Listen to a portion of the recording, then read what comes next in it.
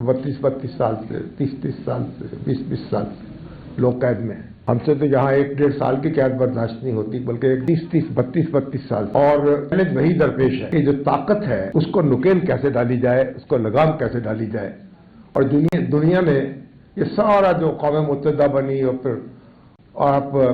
फिर कवानीन बने, हमारा चार्टर तैयार हुआ, उस पर अहद किए गए, वो सारे पामाल हो चुके हैं हमारी आंखों के सामने। और इंसानी हकूक जो हैं वो किस तरीके से अक़वाम मुत्तहिदा के चार्टर का हिस्सा है।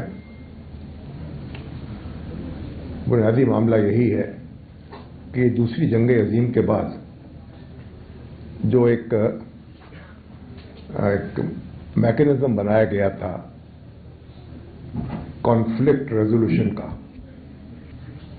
और इंसानी हकूक के आलमी तौर पर एहतराम करने का, और जिसके नतीजे में अक़वाम मुत्तहिदा वजूद में आई थी, वो तो लगता यह है कि अब ख़त्म हो चुका है। अक़वाम मुत्तहिदा जो है वो एक डिबेटिंग क्लब बन गया है और उसके जो परमानेंट मेंबर्स हैं उन्होंने जो इंसानी हकूक की धज्जियाँ उड़ाई हैं वो हमारे सामने हैं। अब अक़वाम मुत्तहिदा की करारदादें जो हैं वो सब पूरे आलम में इंसानियत का मुंह चढ़ा रही हैं। कश्मीर के मामले में अक़वाम मुत्तहिदा की करारदादें कहाँ हैं, जिसे खुद इंडिया ने तस्लीम किया और कि वहाँ प्लेबिसिट होगी और कश्मीरियों को मौका मिलेगा। और फ़लस्तीन के मामले में कितने करारदादें हैं अक़वाम मुत्तहिदा की, जनरल असम्बली की और सिक्योरिटी काउंसिल की, और कितनी ऐसी हैं जो अमेरिका वेटो कर चुका है।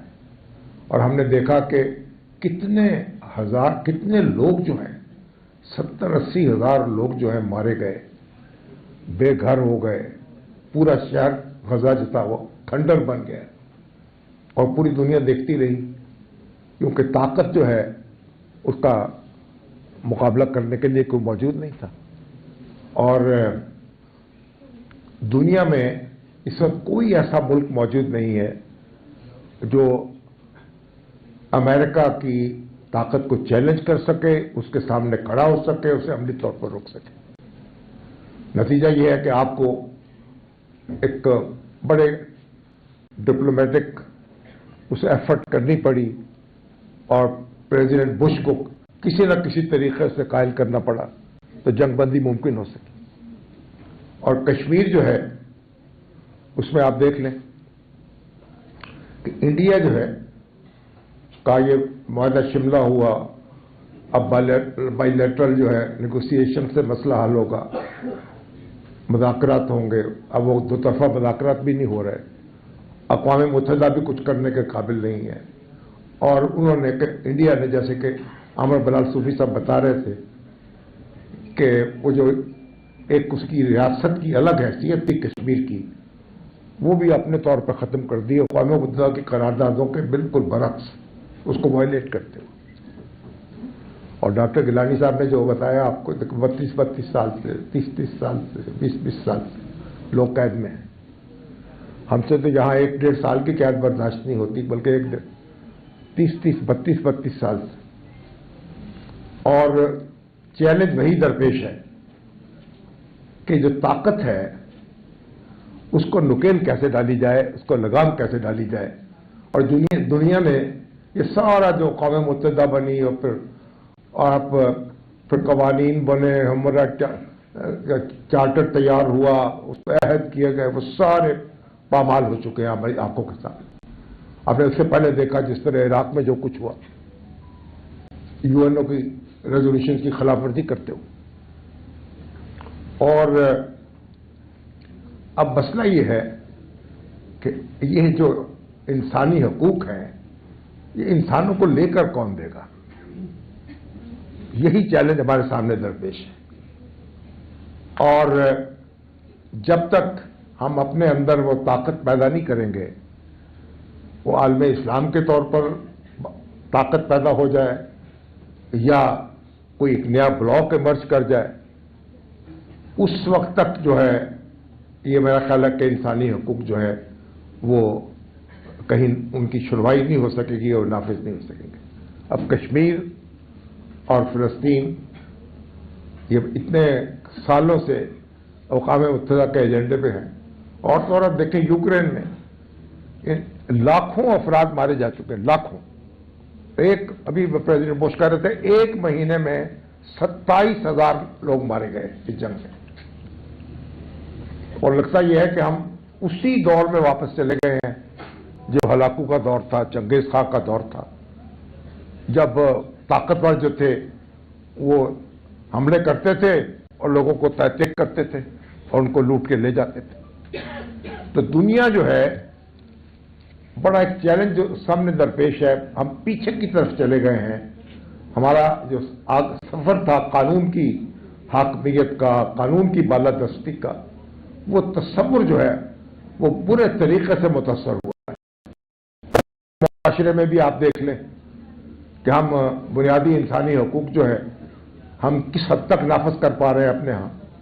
ابھی ہمارے نوجوان کھڑے ہوئے تھے, ٹرائبل ایریاز میں کیا ہو رہا ہے, پورے ملک میں کیا ہو رہا ہے. جو ہم نے اپنے ہاں میکینزم بنایا تھا کہ ہمارا عدالتی نظام ہے, اس کے ذریعے بنیادی حقوق جو ہیں ان کی انفورسمنٹ ہوتی ہے, وہ کتنا متاثر ہوا ہے اور کتنا کارگر ہو رہا ہے. یعنی ایک دوسرے کے حقوق جو ہیں ان کو کتنا تسلیم کیا جا رہا ہے. ہمارے اپنے معاشرے میں ایک انٹرنل, ایک داخلی بد امنی جو ہے اس کا ہم شکار ہیں. تو میرا خیال سب سے پہلے تو ہمیں اپنے اندرونی معاملات کی طرف توجہ دینی چاہیے اور ایک دوسرے کے انسانی حقوق کا احترام جو ہے وہ اس کا عہد کرنا چاہیے. اور پاکستان کے اندر جو ہے جو ہمارے اپنے ریاست کے سٹیک ہولڈرز ہیں, جو ہمارے پولیٹیشنز ہیں, جو ہمارے بالادست ادارے ہیں, وہی کو مل کے بیٹھے اور پاکستان کے اندر تو کم از کم کو سکون فراہم کریں. اور اس کے بعد پھر ہم دنیا میں ظاہر ہے کہ ہمارے کشمیر کے بھائی ہیں, جو غزہ کے بھائی ہیں, وہ بھی ہماری ذمہ داری ہے کہ ہم ان کی آواز بند کر سکیں.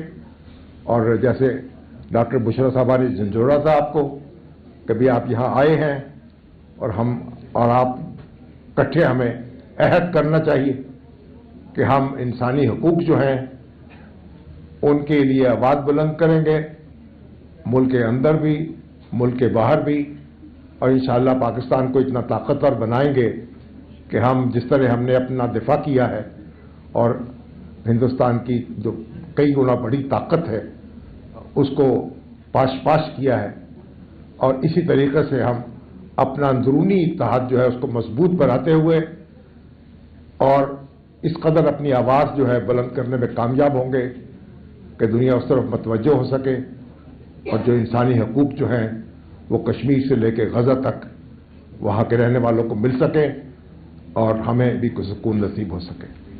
بہت شکریہ.